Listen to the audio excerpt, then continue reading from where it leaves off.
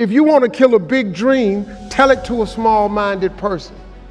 I told everybody at 10 years old I was going to be on TV. I had a little problem when I said that. I had a severe stuttering problem. I could not talk outside of my house.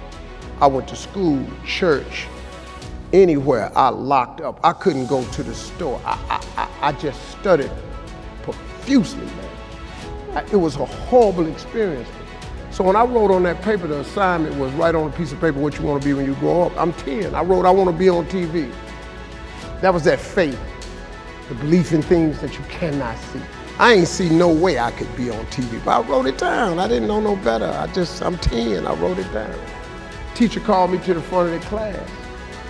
I thought I'm gonna get me a gold star because she had everybody stand and read their paper and their name. She called me to the front. I'm thinking, I'm going up here to get a gold star. I ain't never had one before. This must be, my answer must have been really good. I can't tell you how wrong I was. That lady didn't call me up there to give me no gold star. She called me up there to humiliate me. And when I got up there, that lady lit into me. She said, why would you write something like this on your paper? First of all, why you called me up here? You know I can't talk. You already know I can't talk. And she just said, why would you write something like this on your paper? And I'm standing there, I'm trying to get it out. She said, who in this school ever been on TV? Who in your family ever been on TV? Who in this neighborhood ever been on TV? She said, look at you standing there, you can't even talk. How they gonna put somebody like you on TV? So every Christmas, I send her a flat screen TV.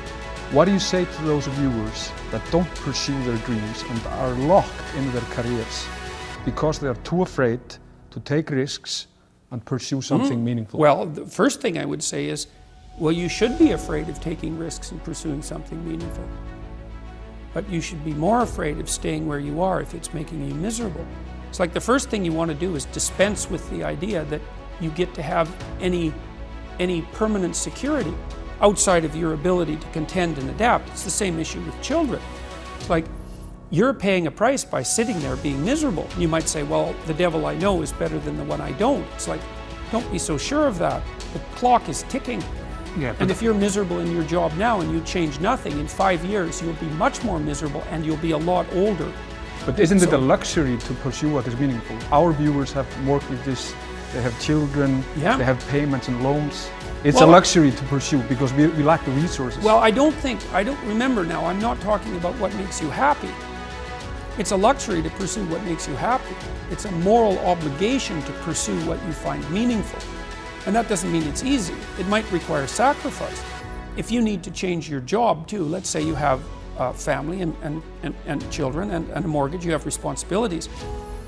You've already picked up those responsibilities. You don't just get to walk away scot-free and say, well, I don't like my job, I quit.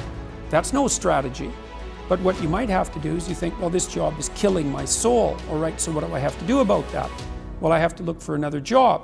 Well, no one wants to hire me. It's like, okay, maybe you need to educate yourself more. Maybe you need to update your curriculum vitae, your resume.